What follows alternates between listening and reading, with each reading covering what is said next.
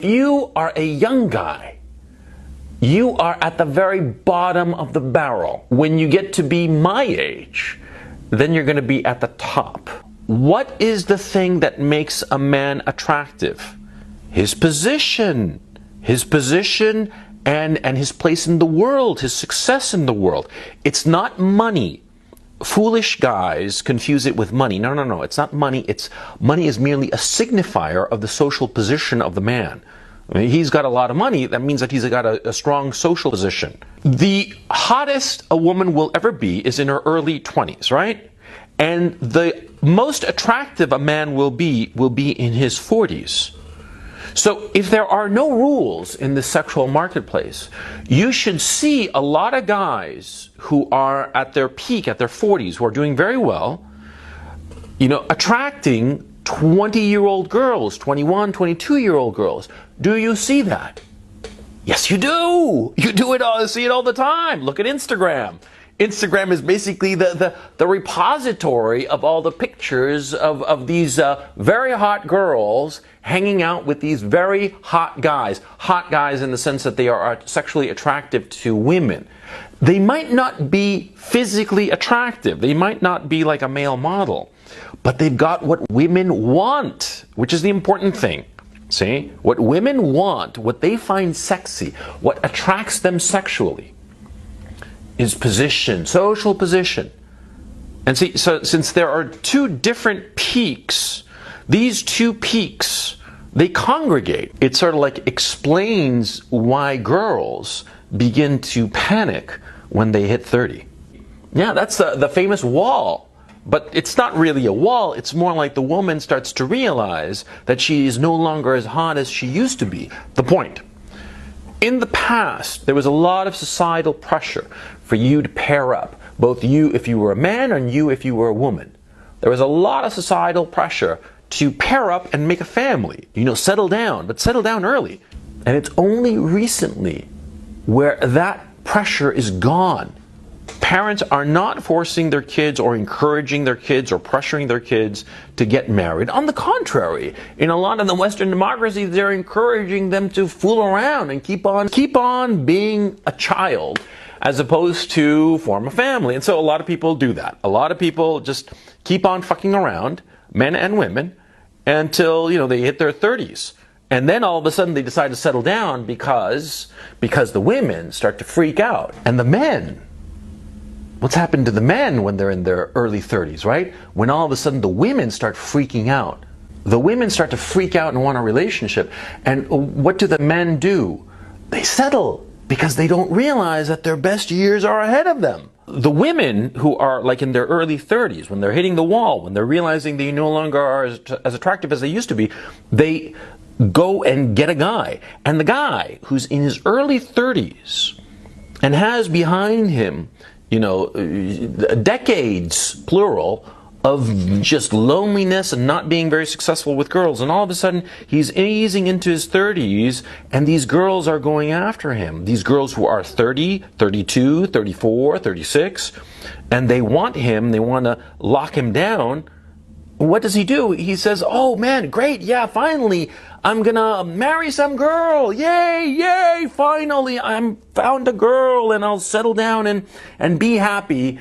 And they settle down with the first 30-something woman who locks them down. Oh man, and what a fucking mistake. Yeah, because the guy who's like 34, 35, right? Who's starting to ease into the peak of his sexual attractiveness, right?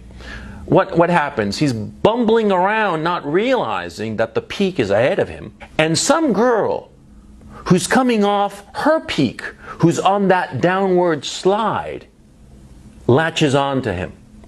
That's what happens. She's on her downward slide. She's had all the cock that you could possibly imagine. From ages of 21 to 32, she's been in every kind of just sexual escapade that you can imagine, right? And she's 32 and she realizes that she's losing it, and she sees you who are 32, 35, who are just inching towards your peak, but not realizing it, right? She latches on to you. She puts a ring on your finger. And you, like a fucking idiot, are like, oh, okay, I'll do it, you know? Because, of course, because of the drought you had in your past. Women peak early in their sexual attractiveness, and men, you, peak late. And so what do you do if you peak late? Well, you don't put yourself in a position where you can get locked down against your will. You see what I'm saying? Yeah, because do you really want to be married at 34, you know, after this huge sexual drought, just as sexual opportunities are coming your way? Do you want to get locked down by some girl who's fucked God knows how much cock? Do you want to get locked down with such a slut? Do you want such a slut to be the mother of your children? Is that how it is? I mean, are you into cuckoldry or some shit like that? Come on. When you're young, in your 20s and teens, you're not going to get anything. Or whatever you're getting, good as you may think it may be, well, believe me, it's going to be about 10 times better when you're in your 40s. At least 10 times better, okay? I mean, because I know this shit, because I've seen it now. I can see it clearly. Retrospectively, it's so fucking obvious. Number one, nobody was around to tell me this. Nobody was around to tell me this is how it is, okay?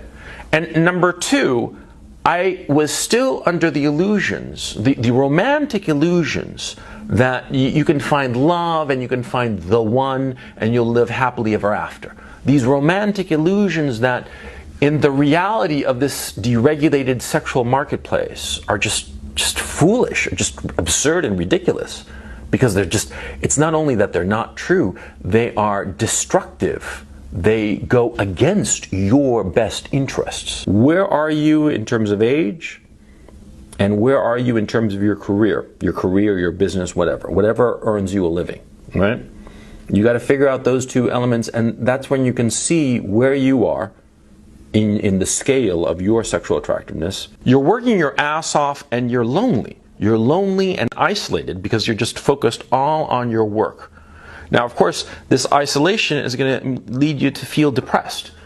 You're going to feel depressed because you're going to be thinking to yourself that it's never going to get any better. But if you realize at 27 that the peak of your sexual attractiveness will be at 45, that's 18 years later, 18 years in the future, if you realize this and internalize it, you can say to yourself, well, you know, I'm lonely now, but fuck it, I'll have plenty of company later. So right now, I'll just ignore my loneliness and focus on my career, my business, my prospects, which is the healthy thing. That's what you should be doing.